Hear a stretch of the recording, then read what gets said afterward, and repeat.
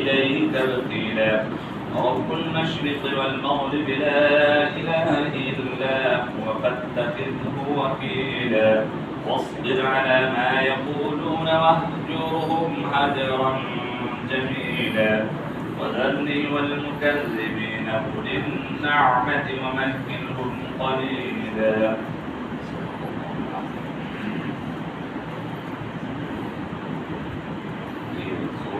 مزمل ہے، مزمل کے معنی ہے چادر، اور نبی صلی اللہ علیہ وسلم کو پیار سے اللہ تبارک و تعالیٰ نے مزمل سے یاد کیا، یا ایھا المزمل یا ایھا المدثر، ایک کپڑے میں لپیٹنے والے، اسی نام کی نسبت سے اس سورت کو سورہ مزمل کہتے ہیں. اس سورت میں نبی صلی اللہ علیہ وسلم کی زندگی کے مختلف پہلوؤں کا جو بیان ہے، سب سے پہلے یہ کہ آپ صلی اللہ علیہ وسلم کا تبتل خالص اللہ کی طرف متوجہ ہونا، تبتل، اور آپ کے عبادات اور اطاعات، آپ کا قیام اور تلاوت، آپ کا جہاد و مجاہدہ، اس صورت کا نام اس بات کو ظاہر کرتا ہے کہ اس صورت میں نبی صلی اللہ علیہ وسلم کی شخصیت کا بیان ہے. جب ان آیات کا نزول ہوا تو آپ چادر اوڑھ کر بیٹھے ہوئے تھے. اللہ نے محبت اور پیار کا احساس خطاب کر کے فرمایا ایک کپڑے میں لپیٹنے والے آپ صلی اللہ علیہ وسلم کو دین کی دعوت ہے. آپ دن کو دین کی دعوت دیتے تھے، رات کو نماز میں قیام طویل فرماتے تھے، اس میں قرآن پاک کی تلاوت فرماتے تھے، بعض اوقات پوری رات کھڑے رہتے تھے، جس سے قدم مبارک میں بارہ آ جاتا تھا. اس لیے میں بتا رہا ہوں دوستوں، ہماری بزرگوں تحجد سرکار دو عالم صلی اللہ علیہ وسلم کو کیا تھا؟ فرض. میرے اور آپ کو پر کیا ہے؟ تراویح کی بھی یہ اسی وجہ سے جو نہ ہوا. نبی صلی اللہ علیہ وسلم نے اپنے زندگی میں 3 دن تراویح پڑھا دی. اب سرکار دو عالم صلی اللہ علیہ وسلم جب تراویح پڑھاتے تھے تو صحابہ شامل ہوتے تھے، چوک درد. نبی صلی اللہ علیہ وسلم نے 3 دن کے بعد نہیں پڑھا، انہوں نے کہا کہ جو وہی نازل ہوئے تھے نا، کہیں یہ میری امت کے اوپر مشقت میں نہ پڑ جائے پھر کیا فرض بن جائے. اور نبی صلی اللہ علیہ وسلم کی زندگی اور اس کے بعد خلفائے راشدین المہدیین کی جو زندگی وہ نبی صلی اللہ علیہ وسلم کی جو پورا سیرت کے اندر ہے. حضرت عمر فاروق رضی اللہ تعالیٰ عنہ کے دور خلافت میں کتنے رکعتیں پڑھتے تھے؟ 20. اگر مجھ جیسے کوئی زیادہ ایزی آتی ہے تو آج پڑھ لے تو صحیح، لیکن آپ سے گزارش ہے، درخواست ہے، بڑے بھائی یا چھوٹے بھائی سمجھ کر رمضان کے علاوہ بھی ایسا رونق لگا دیتے تاکہ پھر ہمیں بھی جو ہے وہ آ جائے ہمیں نا عظیم پتہ کر. رمضان کے بعد جو ہے یہ اس ہیٹر سے نیچے جو ہے جماعت نہیں جاتی. رمضان کے علاوہ بھی اللہ بھی ہیں، رمضان کے علاوہ بھی عبادات ہے، لیکن یہ رمضان کے مہینے تو مزید جو ہے آپ 4 دن کا آپ نے ایمان کی دیکھتے ہیں کہ رمضان کے بعد میں جو آپ کی ایمان میں کتنی جو ہے اضافہ ہوگا، کتنے جو ہے کمی آ گئی. اس لیے رمضان کے علاوہ بھی اللہ کی عبادت کرنا. جب اللہ کی عبادت کرو گے تو جہاں کہیں بھی آپ کے لیے ہاتھ اٹھے گا دعا قبول ہوگی. لیکن بے نماز کے لیے جس کے بارے میں نبی صلی اللہ علیہ وسلم کا ارشاد ہے کہ کعبے کے فلاں مقام میں کبھی دعا رد، ان میں سے ایک کیا؟ میزاب رحمت کے نیچے، ایک ہے دروازہ کے نیچے، ایک جو نا حجر اسماعیل جس کو کہتے ہیں اس کے اندر، اور اسی طرح صفا مروہ میں یہ دعائیں قبول. لیکن بے نماز کے لیے وہاں پہ بھی قبول نہیں. ماں کی دعا کبھی اولاد کے لیے رد ہے، لیکن بیٹا پہلے بے نماز ہو تو دعا. بھائی گزارش ہے جو کر کے قریب یہ نہیں میری طرف سے آپ کو اجازت ہے. کل قیامت کے دن اگر اس کے بارے میں پوچھو گے نا کہ آپ بریلوی کے پیچھے کیوں پڑا، جیومتی کے پیچھے کیوں پڑا، تو مولانا جیون کے مولوی کو پکڑ کر اللہ کے سامنے کر آپ کے سب کے پیچھے نماز ہوگی. آپ نے نماز نہیں پڑھی، جو گھر کے قریب، دفتر کے قریب، دکان کے قریب، جو آفس کے قریب، جہاں پہ بھی آپ کو نا آپ نے وہاں نماز پڑھی. نماز پڑھنا میرا اور آپ کا قبول کرنا. اس لیے جب آپ پڑھیں گے نا انشاءاللہ آہستہ آہستہ میرے اور آپ کے دل کیا ہوں گے؟ جڑ جائیں گے. کسی نماز سے دور ہونے کی وجہ سے ہم ایک دوسرے کو دیکھنے کو پسند نہیں کرتے. ہم ہیں مسلمان بس. جیسے استادوں نے فرمایا نا سماکم المسلمین، آپ کا نام رکھا گیا اسلام، مسلمان. یہ بات کی بات ہے. اب جب اختلاف کی بات ہوتی ہے نا تو آپ یاد رکھو کتنے میرے نمازی بیٹھے ہوئے ہیں الحمدللہ، ساروں کے کپڑے مختلف ہیں. اب وہ کپڑے میں اختلاف کی وجہ سے میرے اور آپ کی طرف کتنوں کی شکلوں میں اختلاف. یہ ہے وہ اختلاف جو ہم نے جو ہوا دے کر کچھ ہمارے اعیاد کی جو نا وہ غلطی کی وجہ سے، ہماری غلطی کی وجہ سے جو ہے وہ ہم اتنا آگے تک چلے گئے کہ بس اللہ ہمیں معاف کرے. راتوں کو یہ قیام روحانی تربیت میں بڑا مؤثر ثابت ہوتا ہے. ہاں جب اللہ سے کوئی چیز منوانا ہونا بس آپ صلاۃ اللیل یعنی قیام اللیل اس کے جو نا کیا کہتے ہیں تہجد کی جو ہے اہتمام کرتے ہیں. ہے تو یہ نفل لیکن یہ اللہ سے جو ہے کسی چیز کو جو ہے وہ کرانا ہے، یہ سب سے اور اس کی اللہ نے قسم کھائی بالاسحار هم يستغفرون، سحر کے ٹائم میں اللہ کے استغفار کرنے والوں کی قسم. دیکھا کتنی اللہ کو جو عظمت ہے کہ اللہ اپنی قسم کھا. اور جس چیز کی اللہ نے قسم کھائی وہ کیا ہے؟ مقدس ہے.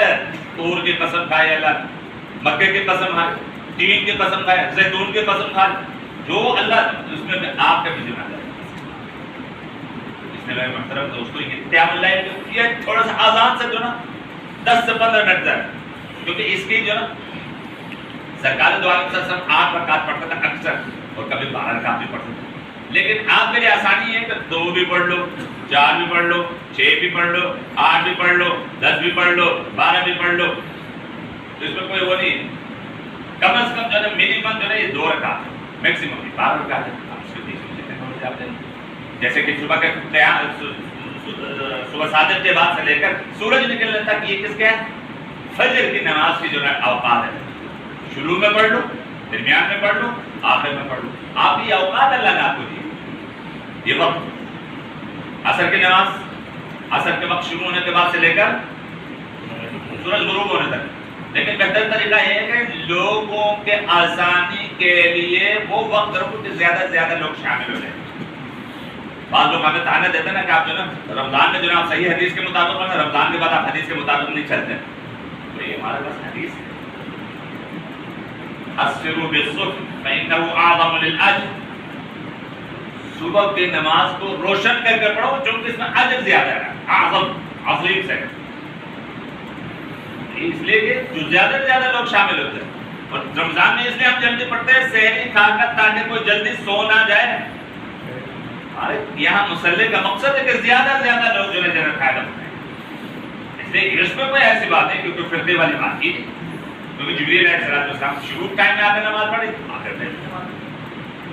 اس لیے میرے محترم دوستو بھائیو بزرگوں، اس لیے جب حضرت عمر فاروق رضی اللہ تعالیٰ عنہ کے دور کے بعد حرمین شریفین میں کبھی بھی 20 رکعتوں سے کبھی کم نہیں پڑھے. سعودی عرب میں پڑھے لیکن حرمین شریفین میں کبھی 20 رکعتوں سے کم نہیں. مدینے والے پتہ کیا کرتے تھے؟ حرم شریف والے ایسا کرتے تھے اس زمانے میں اس طرح رش شرغول شرابہ نہیں ہوتا تھا جیسا ہم طرف بالکل ہے. تو کہنے کو تو سب سے زیادہ ہے لیکن کسی کام کے نہیں، کسی کام کے نہیں. وہ 313 تھے پوری دنیا کو فتح کرتے. تو طواف وہ جو 4 رکعت پڑھنے کے بعد طواف کرتے تھے، 7 چکر لگانے کے بعد پھر 4 رکعت، پھر طواف کرتے، پھر 7 چکر لگانے کے بعد پھر طواف کرتے تھے. پھر مدینہ والوں نے کہا اچھا یہ نمبر لے جا رہے ہیں. اس لیے اس چیز میں ایک دوسرے کے ساتھ مقابلہ کرنا جائز ہے عبادات میں اور دنیاوی معاملات. ظفر بھائی کے پاس گاڑی بھی ہے، گھر بھی ہے، میں بھی ہوں. اب بینک سے لون لے کر جو سود اللہ اور رسول کے ساتھ جنگ کر کے ظفر بھائی کے ساتھ یا کسی اور کے ساتھ ضروری نہیں. میرا ٹارگیٹ ظفر بھائی نہیں ہے، سمجھانے کا مقصد ہے. بھائی ظفر صاحب کہیں ناراض نہ ہو جائے، مولانا صاحب ہمیشہ مجھے ٹارگیٹ ہی بنایا. چلو عامر بھائی ٹھیک ہے. اس لیے میرے محترم دوستوں بھائیو بزرگوں مدینے والوں نے کرنا آنا. اب تو ہم نے کیا کرنا، ہر 4 رکعت کے بعد آپ نے کیا کرنا ہے؟ 4 نفل پڑھنا ہے. جی 36 رکعت ہے. 4 نفل پڑھنا ہے، پھر 4 رکعت پڑھنا ہے، پھر 4 پڑھنا ہے، پھر 36. اس لیے میرے محترم دوستوں بھائی اتنے تعصب نہیں کرنا کہ بھئی یہ اتنا کدھر حدیث میں. جیسے استادوں نے فرمایا تھا نا حدیث کے اندر یہ ہے کہ جس دن جمعے کے دن وہ حکومت کے لیے تو مشکل ہو یا نہ ہو، خطیبوں کے لیے مشکل ہے. باقی صحیح ہو رہا ہے. میں صبح بھی جو خطبہ دیتا ہوں اور پھر ظہر کے ٹائم میں بھی. اور ظاہر سی بات ہے میرے سامنے وہ مقتدی بیٹھتے ہیں، اللہ کا شکر آنکھیں بند کر کے تو نہیں بیٹھتے نا. وہ تو کہتے ہیں مولانا صاحب اس کی کیا ہے حدیث کے نام حوالہ بھی دیتے تو اس کے لیے مجھے اسٹڈی کرنا پڑتا ہے حکومت کے لیے ہو یا نہ. تو نبی صلی اللہ علیہ وسلم نے جو جمعے کے دن عید کے دن جب جمع ہوا تھا صحابہ کرام جو گاؤں سے صحابہ آئے تھے، انہوں نے جب سوال کیا یا رسول اللہ، انہوں نے کہا بھائی آپ اپنے گاؤں جاؤ. وہ کہتا ہے بھائی نہیں عید کے دن جو ہے جمعہ نہیں پڑھتا. ایک بات آپ کو میں بتاؤں، نماز کا بھی معاد حدیث شریف کے اندر الفاظ ہے، قرآن کے اندر الفاظ ہے. پڑھو کر نہیں پڑھ سکتے تو بیٹھ کر نہیں پڑھ سکتے تو لیٹ کر پڑھ نہیں سکتے تو شہادت سے پڑھو.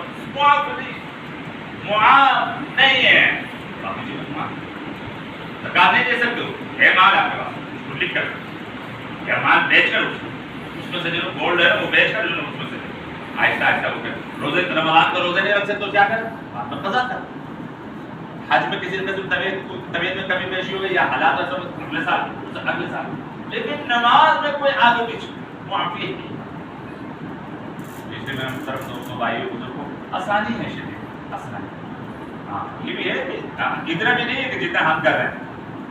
بارش تیز ہو رہی ہو گھر میں نماز پڑھو. نبی صلی اللہ علیہ وسلم نے اعلان فرمایا.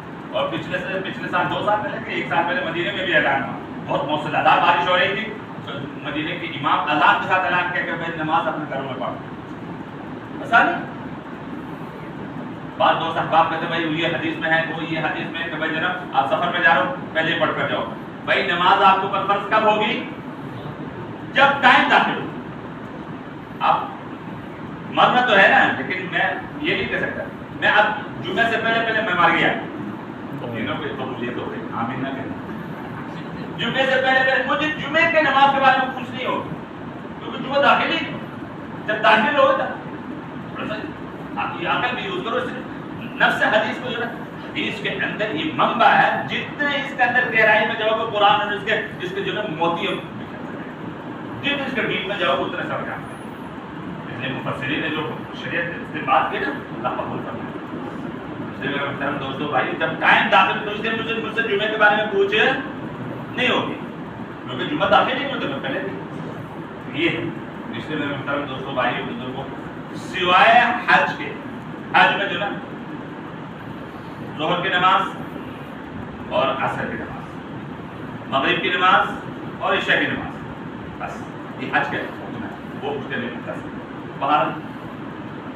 باہری بات سے مراد قرآن عظیم ہے جس کی ایک خاص حیبت اور جلال ہے. اس کا تحمل وہی کر سکتا ہے جس کا نفس علم و عرفان کے نور سے روشن ہو چکا اور باطن کی روشنی میں قیام اللیل کو خاص طرح حاصل ہے. اب یہ آیت میں نبی صلی اللہ علیہ وسلم نے ان ایذاؤں پر صبر کرنے کا حکم دیا جو دین کی دعوت کے سلسلے میں مشرکین کی طرف سے آپ صلی اللہ علیہ وسلم کو دی جاتی تھی. آپ کو ستانے میں ان کے ہاتھ بھی استعمال ہوتے تھے, زبانیں بھی. اس کے بعد اس صورت نے آپ کے مکذبین کو ڈرانے کے لیے فرعون تک کے سب ذکر کرتی ہے جسے اللہ تعالیٰ نے اس کے کفر اور سرکشی کی وجہ سے سخت ببھار میں پکڑا. سورت کے اختتام پر اللہ نے اپنے رسول اور مومنین پر تخفیف کا اعلان فرمایا. ایک تخفیف اس اعتبار سے ہے کہ نصف رات یا ثلث یا 2 ثلث کا قیام ضروری نہیں بلکہ جتنا بھی آسانی سے ممکن ہو قیام اللیل کر لیا جائے. دوسری تخفیف اس اعتبار سے کہ آپ مومنین پر تہجد فرض نہیں رہی اس لیے اس حکم کو استحباب میں تبدیل کیا گیا, یعنی مستحب ہے, مستحب ہے. اور نبی صلی اللہ علیہ وسلم کے بچوں کا آپ کو پتہ ہے. اچھا اب اس میں ایک اور ہمارے اندر بہت سی بڑی کمی ہے, وہی تہجد کے لیے سونا ضروری ہے. اکثر دوست احباب بزنس کرتے ہیں انٹرنیٹ کے ذریعے سے یا کوئی اور سے یا کوئی جاب کرتے ہیں یا باہر ملکوں میں, وہ رات کو نہیں سوتے, کیا تہجد سے محروم ہوں گے؟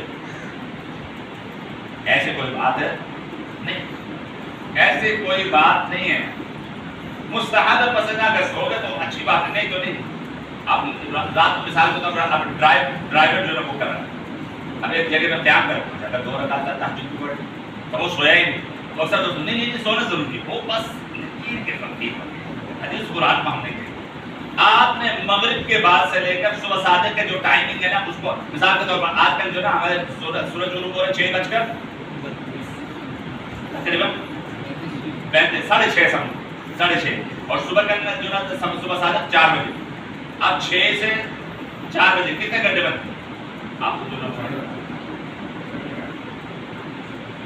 8:30 نہیں, یہ رات 8:30 بنتے ہیں. 8:30 گھنٹے کو آپ نے 4.25 گھنٹے کو کریں. سورج غروب ہو گیا 6:30 7:30 8:30 9:30 10:30 11 بجے کے بعد آپ کرتے نصف لیل کے بعد. آسانی ہے کہ مشکل ہے؟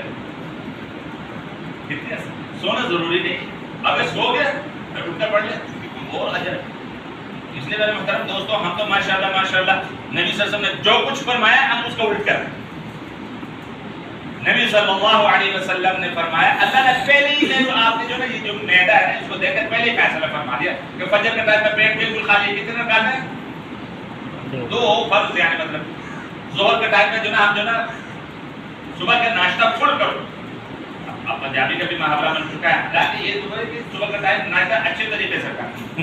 دوپہر کا لنچ نہیں ہے شریعت میں, ہم تو بالکل پیسو بن گیا اللہ میں معاف کر, بغیر کھائے تو گزارا ہی نہیں ہمارا. لنچ نہیں ہے. عصر کی نماز جو پیٹ خالی ہونے کی وجہ سے کتنے رکعت ہے؟ مغرب کی نماز کے بعد آپ نے کھانا تو کتنے رکعت ہے؟ مغرب کے بعد کھانا کھانے کے بعد آدمی واک شام نہیں کر سکتا. تو عشاء کی نماز کتنے ہیں؟ 17 رکعت نماز.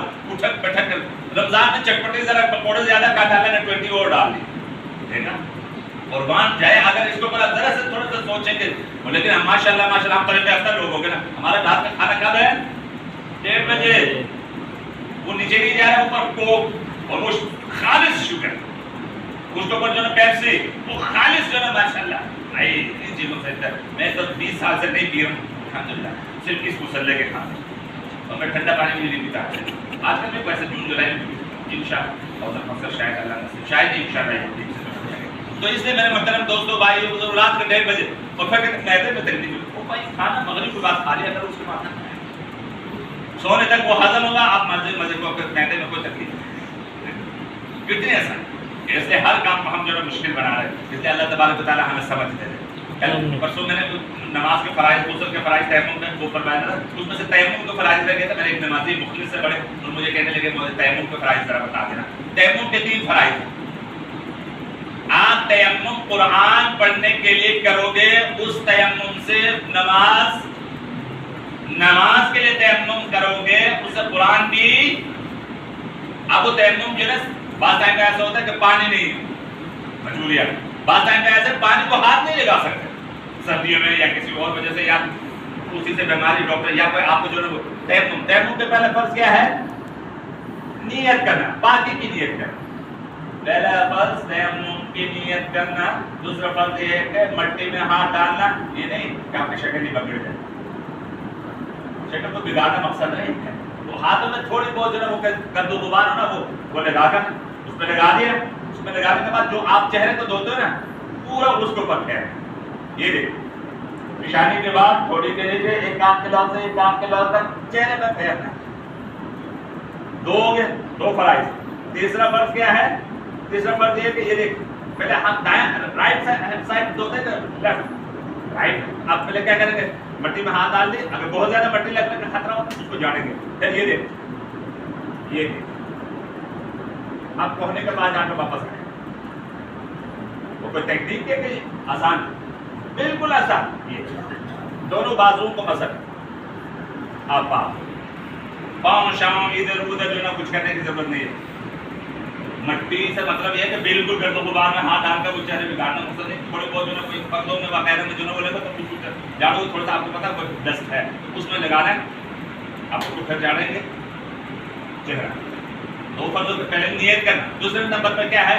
وہی ہاتھ مارنا پھر اس کو جاڑنا رائٹ سائڈ پھر لیفٹ سائڈ. ہو گیا پاک ہو گیا. وہی چیزیں تیمم کو توڑنے سے جو وضو کرنا.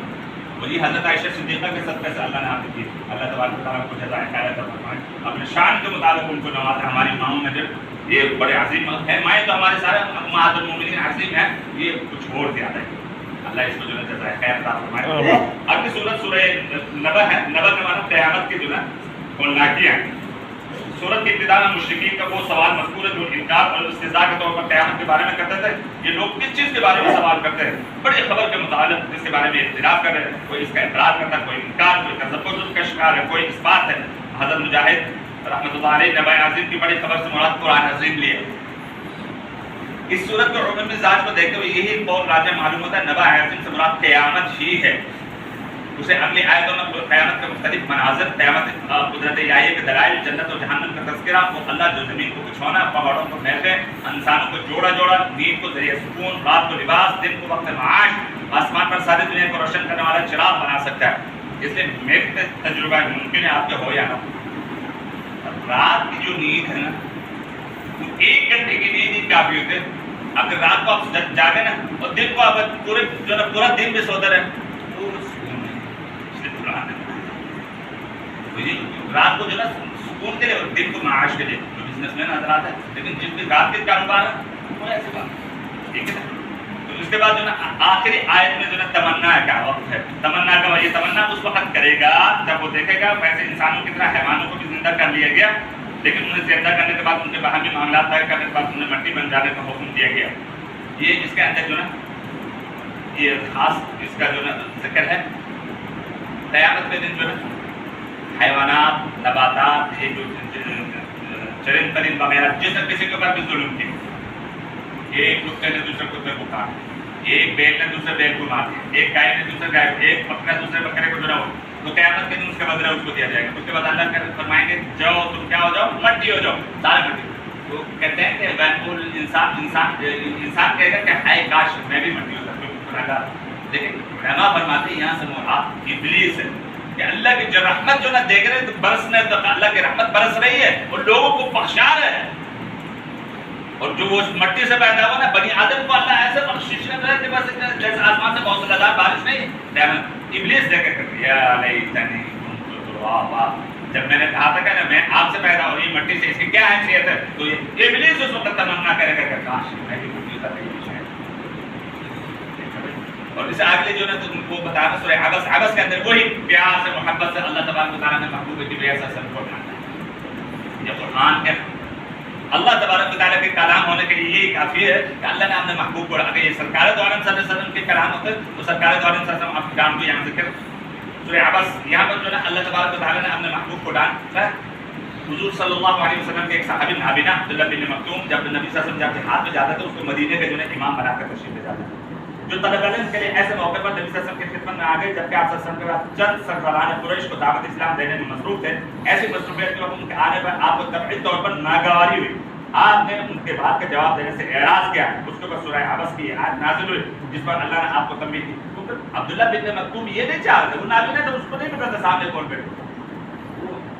اللہ نے فرمایا کہ بھائی تو جب بھی اس کے بعد سردار دو عالم صلی اللہ علیہ وسلم عبداللہ بن مکتوم رضی اللہ تعالیٰ عنہ سے ملتے تھے تو اس کے نیچے جو نا اپنا رومال اٹھاتے اور کہتے اس کی وجہ سے مجھے ڈانٹ پڑی، بنجان کی وجہ سے مجھے ڈانٹ پڑے، میں تو پھر بات آتی تھی، میں اپنی بات کر رہا ہوں کہ میری طبیعت میری فطرت ہماری فطرت ایسے بن چکے ہیں، اوپر سے تھوڑا سا برتاش وغیرہ ہوتا تھا، چونکہ یہ جو چکن ہے نا برائلر یہ کھا کر مزید ختم، کیونکہ وہ دو دنوں کے بعد برائلر جو ہے وہ 2 مہینوں کا نظر آ رہا ہے، 2 مہینے سے پہلے وہ جو ہے ایسا پھوٹتا ہے، اگر وہ دوڑ لگا دے یہاں سمجھ جا کے کسی نہیں ہے۔ تو پھر استاد اکثر فرمایا کرتا تھا دیسی مرغی کھایا کرو، وہ جب بھاگنے شروع ہو جاتا مینار پاکستان تک اس کا پیچھا نہیں کر سکتا، اسے ہم آج ہم بورڈوں کے جو نا وہ بیٹھے ہیں نا یہ کرسیاں اس وجہ سے آ گئے۔ میرے خیال میں جب میں شروع میں آیا تھا یہاں کوئی کرسیاں نہیں تھی، 2001 میں یہاں آیا تو اس وقت کوئی کرسی سوچ رہا، اب یہ برائلر اتنے آپ زیادہ کھائے اب نہ ہم چل سکتے نہ پھیل سکتے، اس لیے اسے اجتناب کرنا زیادہ، اور ہم نہیں کھاتے، بیف نہیں کھانا چاہیے۔ اے اللہ یہ بیف اتنے ڈینجرس اتنے خطرناک ہوتا ہے، اللہ اس کو کبھی حلال، اللہ اپنے بندوں کے اوپر خنزیر اس لیے حرام کیا، اس کے اندر بے شرمی بے حیائی ہے، ہر چیز کے پیچھے بیک گراؤنڈ کیا ہے، بےغیرتی ہے، تیوسی ہے، دیکھ لو جو کھاتوں کا کیا حال ہے۔ اس لیے میں مطلب یہاں پر نبی صلی اللہ علیہ وسلم کو تو اللہ تبارک و تعالیٰ نے فرمایا، اس کے بعد حضور صلی اللہ علیہ وسلم مخدوم کو دیکھتا ہوں استقبال کرتا اور فرمایا کرتا یہ ہے وہ جن کی وجہ سے اللہ مجھے تنبیہ فرمائی تھی، ان سے دریافت فرماتا کوئی کام ہے تو بتاؤ۔ آپ صلی اللہ علیہ وسلم ابن مکتوم کو نابینا ہونے کی وجہ سے 2 غزوات کے موقع پر انہوں نے مدینے کا والد مقرر فرمایا۔ یہ واقعہ دوسرے واقعہ میں حضور صلی اللہ علیہ وسلم کو تنبیہ فرمائے کہ ان کے قرآن کریم میں مذکور ہونا ان کی صداقت اور حقانیت کی دلیل ہے۔ آج معاذ اللہ قرآن آپ صلی اللہ علیہ وسلم کا خود تراشیدہ کلام ہوتا تو آپ صلی اللہ علیہ وسلم ایسے آیات ہر کے ذکر نہ فرماتے ہیں جن میں آپ سے بات مستقل ہو گئی۔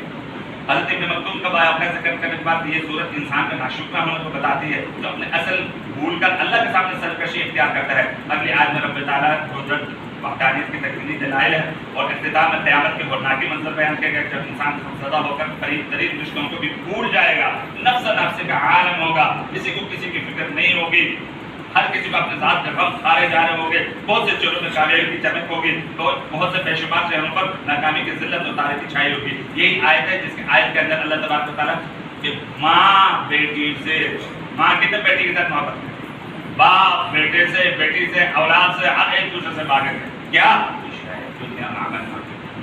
کوئی شاید نہ مانگے۔ تو یہاں پہ مجھے ایک واقعہ یاد ہے کہ تو قیامت کے دن جو وہ بھی ذکر سرکار دو عالم صلی اللہ علیہ وسلم کے زمانے اس کا مفہوم یہ ہے، نبی صلی اللہ علیہ وسلم نے فرمایا ایک آدمی ہوگا اس کے سارے گناہ ہوں گے ایک نیکی، لیکن ایک آدمی ہوگا اس کے زندگی نیکی ہوں گے لیکن ایک گناہ اس کے دوسرے گناہ ہوں گے نیکی دونوں برابر ہوں گے، ایک نیکی چاہیے۔